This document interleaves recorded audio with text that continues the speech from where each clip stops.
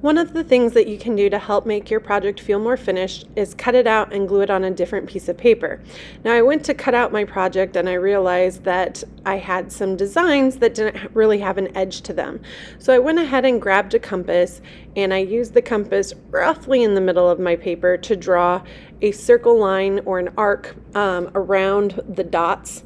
So that way I wasn't having to cut out the dots and place them individually in the right spacing on my final paper. Next, I took a pair of scissors from the student station and I very carefully followed the edges of my design and cut out my design. Now, one thing I would be careful of, I would cut on the outside edges of your traced lines. So, for example, the black lines around the green petal shape, I tried to cut on the outside edge of those marks so that way I kept the outline to keep it unified with the rest of the design. Take your time as you're cutting. Remember, you can rotate your paper. You always want to have your scissors pointing up. You might need to cut from another angle to get into smaller edges. If you need help trimming anything or cutting anything out, please let me know. Once I was done cutting out my artwork, I erased any pencil lines and then I took my Sharpie and retraced any lines that I accidentally cut off when I was cutting it out.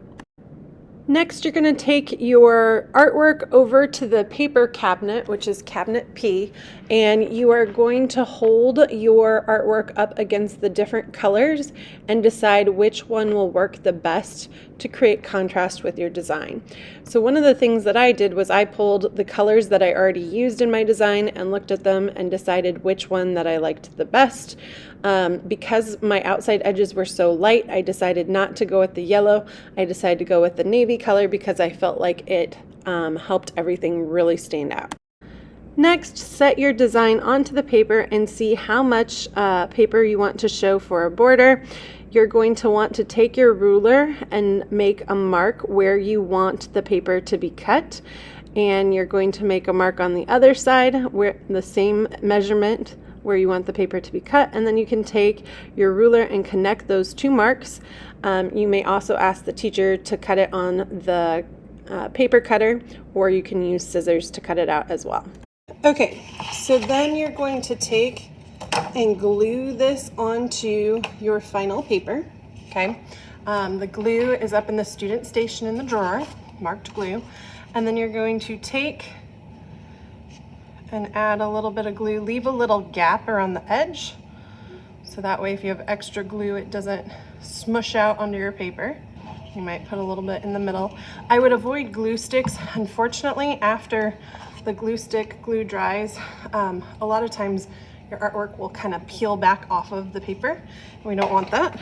Okay, then we're just going to take and carefully press it down as best we can. I do have some books if you need to set a heavy book on it to help make sure that it lays completely flat. Next, take a black colored pencil or a thin Sharpie to write and label your artwork.